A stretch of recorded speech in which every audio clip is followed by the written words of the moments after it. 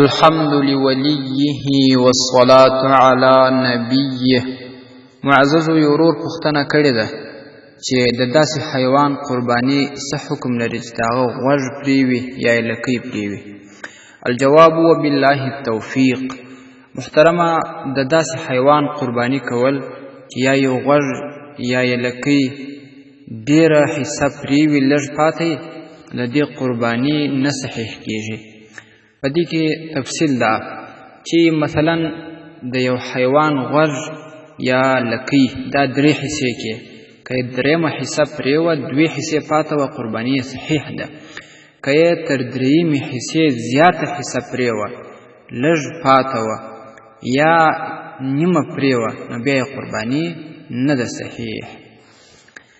رد المحتار 9م جلد 510 صفحه، تبین الحقائق 8م جلد 5مه صفحه، او کنز الدقائق اول جلد 803 صفحه.